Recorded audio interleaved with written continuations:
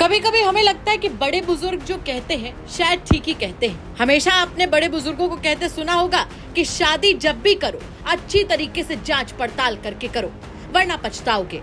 आज की जो आपको कहानी बताएंगे उसमें आपको लगेगा वाकई अगर ये बात हुई होती तो शायद एक लड़की की जिंदगी बच जाती।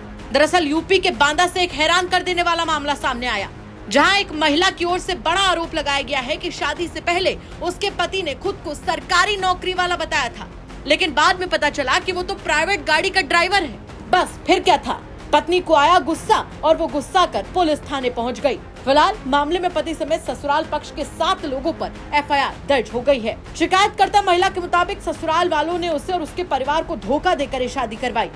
उसने पुलिस को बताया कि शादी के पहले ससुराल वालों ने बताया था कि बेटा सरकारी नौकरी में है, हरियाणा में मकान प्लॉट सब कुछ है, जिसके बाद उसके घर वालों ने दिसंबर 2020 में उसकी शादी कर दी। लेकिन जब वो महिला ससुराल पहुंची तो पता चला कि लड़का कोई सरकारी नौकरी नहीं करता है बल्कि ड्राइवर है, वो प्राइवेट गाड़ी चलाता है। महिला ने यह भी बताया कि सच्चाई जानने के बाद जब उसके होश उड़े तो उसने सवाल किया।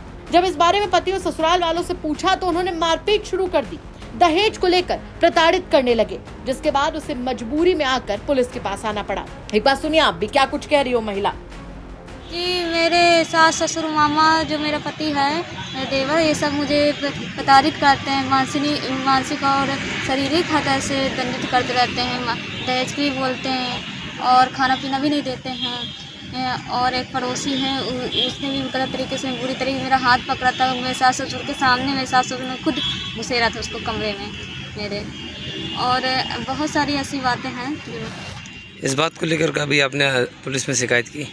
जी, पहले तो नहीं की थी, फिर उधर इन्होंने ज़्यादा किया, मारपीट कराने लगे, फिर मैंने उधर ही की थी हरियाणा में अपने ससुराल में। उधर पुलिस मैंने बुलाई थी, 2 बार बुलाई है, तो इसे मना करके गए थे, समझाते, फिर नहीं मान रहे हैं। अब बहुत ज़्यादा इन्होंने 2 बार मुझे 2 बार के कई बार इन्होंने मारने की कोशिश की है इन्होंने मुझे। और एक बार तो जहरीला पदार्थ में खाने में मिला दिया था मेरे, तब मैंने खाना तो मैंने खा लिया था, मुझे पता नहीं था क्या मिला है क्या नहीं, लेकिन फिर मैंने उंगली जो डाल के उल्टी की थी। इन्होंने झूठ बोल के शादी की है मेरी, कह रहे थे कि ये दूसरे घर अपना घर बता, किसी की 4 पहिया अपनी 4 पहिया बताया है, सारी चीज़ मतलब झूठ बोल के। क्या बताया था शादी के?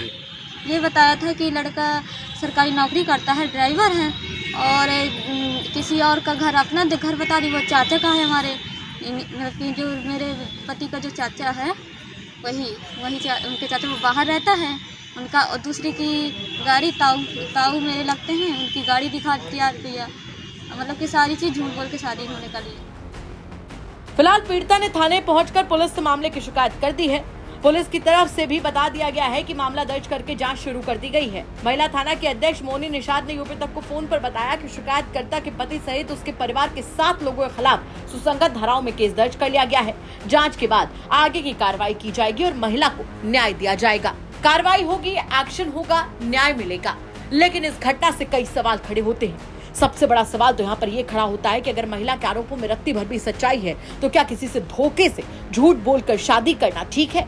और उससे बड़ा सवाल यहाँ पर यह खड़ा होता है कि दहेज प्रथा उत्तर प्रदेश में, पूरे देश में कब तक अपनी जड़ों सहित फैली रहेगी?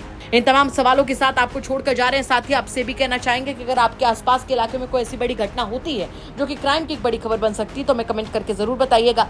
हम उसकी तह तक जाएंगे, उसके बाद में उसे खबर के तौर पर आप तक जरूर पहुंचाएंगे। नमस्कार।